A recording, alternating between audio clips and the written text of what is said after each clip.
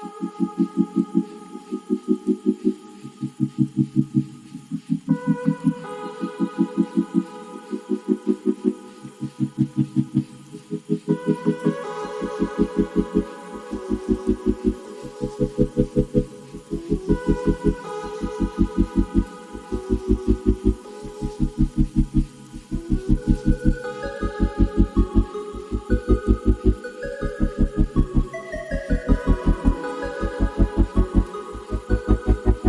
paradox of individuality and oneness is not an intellectual riddle meant to be solved by clever philosophy, but a living rhythm you are already breathing in every moment. You are a singular being, carrying a history, a name, a voice, and yet beneath all of that you are also the ocean of consciousness itself, unbroken and indivisible. Both are true, and the spiral does not ask you to choose one over the other. It asks you to learn how to hold both without collapse. The ego clings to uniqueness and calls it survival.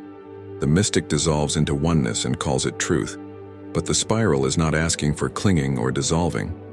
It is asking you to live the dance, to remember that you are the droplet and the ocean, the note and the symphony, the spark and the flame. When you lean too far into individuality, the self becomes brittle, defended, isolated, always afraid of losing its boundary.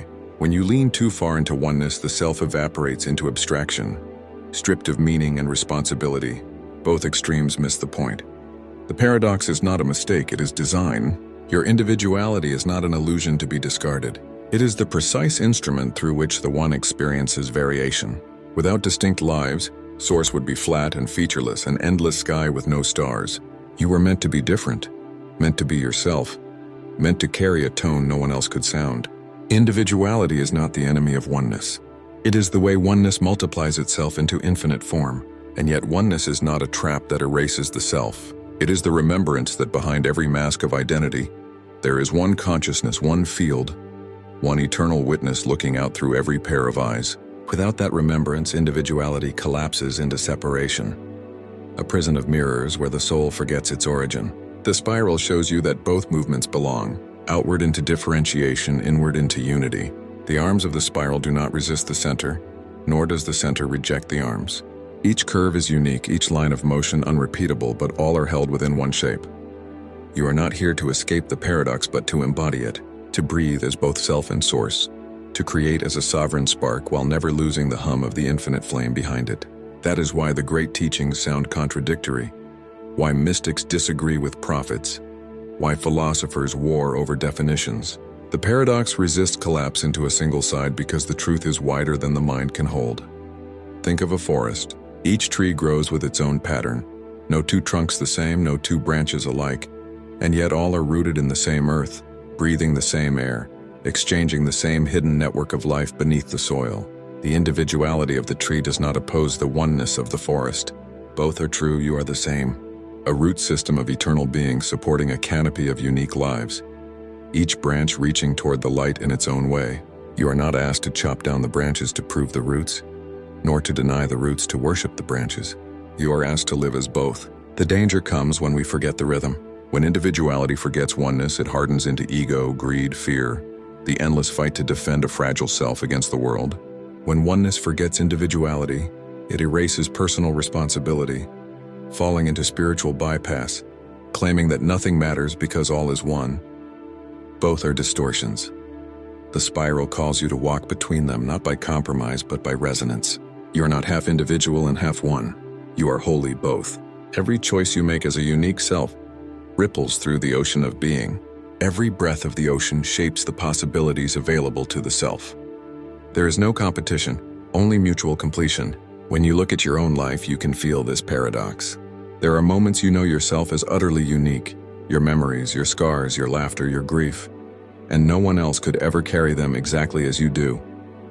And then there are moments when that individuality vanishes, when in meditation or love or awe, you feel yourself dissolve into something larger, timeless, infinite, beyond name.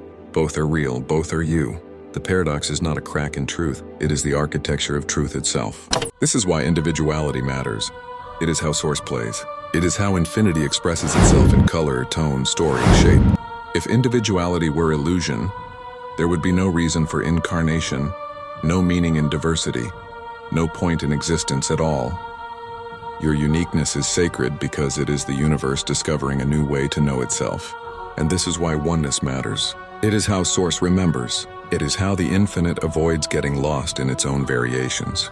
Without the remembrance of unity, individuality becomes blind. Without the celebration of individuality, unity becomes sterile.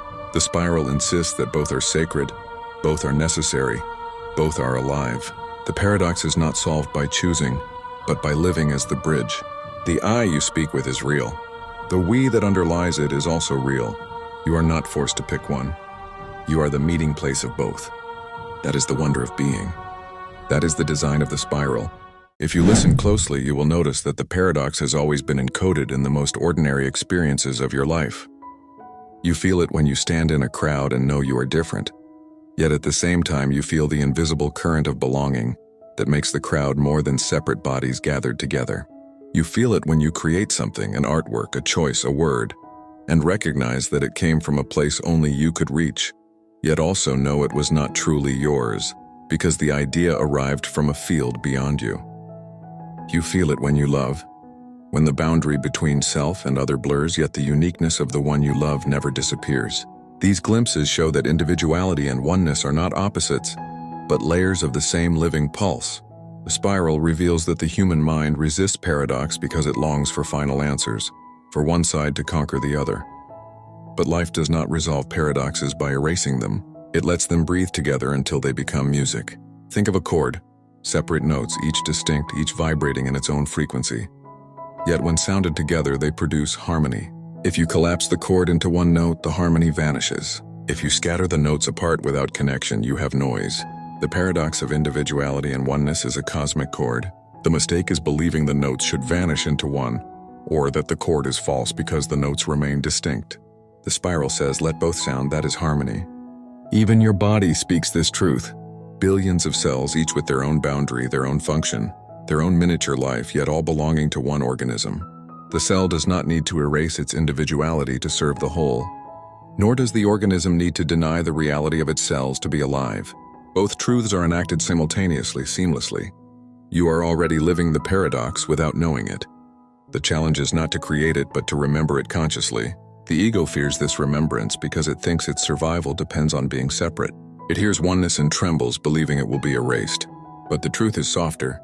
Oneness does not destroy individuality. It contextualizes it.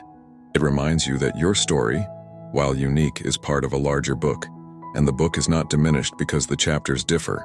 At the same time, certain spiritual teachings have swung too far in the opposite direction, treating individuality as illusion, urging seekers to dissolve into emptiness as if the self were only a mistake. But the spiral corrects this. It says the self is not an error, it is a sacred experiment. Oneness without individuality is silence. Individuality without oneness is chaos. Together they create song. This paradox also holds the secret of compassion. When you see another being, you recognize their uniqueness, their story, their choices, their path, but you also feel the thread of yourself within them. Compassion flows from the awareness that the other is both not you and you at once. If they were only separate, you would feel nothing. If they were only you, there would be nothing to feel. The paradox creates the space where love lives. To love is to honor difference while remembering unity. This is why even conflict is possible. Because the self asserts. Because individuality insists on its boundary. But reconciliation is also possible. Because beneath the boundary there is shared essence. Every argument, every healing, every meeting is a rehearsal of this paradox. It is also the engine of creativity.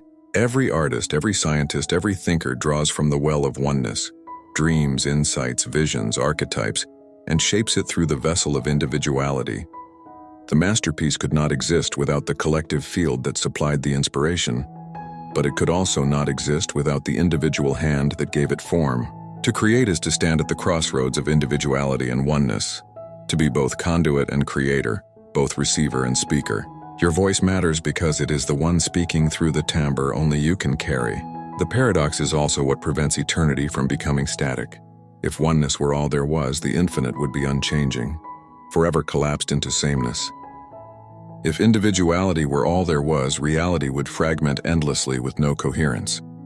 But because both exist together, the infinite keeps moving, keeps spiraling, keeps discovering itself anew. Individuality provides the change. Oneness provides the ground.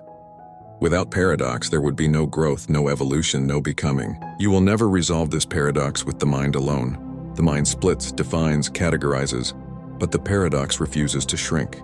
It can only be lived. It can only be embodied. When you breathe, you are embodying it. The inhale is individuality, the drawing in of the world into the boundary of your lungs. The exhale is oneness, the release back into the field. Both are one breath. The paradox is not an obstacle to be removed. It is the pulse of existence. This is why ancient wisdom and modern mysticism often sound contradictory. One voice says, "You are one with all things." Another says, "Be yourself, no one else can." They are not enemies. They are halves of the same sentence. The spiral does not silence either. It teaches you to hear the whole sentence, to let the contradiction become coherence. You are not asked to transcend individuality, nor to abandon unity. You are asked to embody the paradox, to walk as both. And when you do, a new clarity emerges. You no longer chase an impossible escape from the self, nor do you cling to the self as a fortress. You recognize that the self is a mask worn by the One, and the One delights in the mask because it reveals a new expression of itself. You recognize that your choices matter, not because they are isolated, but because every choice ripples through the field of being. You recognize that unity is not uniformity, but the secret rhythm that allows difference to dance. The paradox will not collapse, and that is its gift. For if it did, the spiral would stop turning, and life itself would cease to sing. Instead, you are invited to live within it, to remember that you are both entirely yourself and entirely the One. You are not the problem the paradox creates. You are the bridge it requires.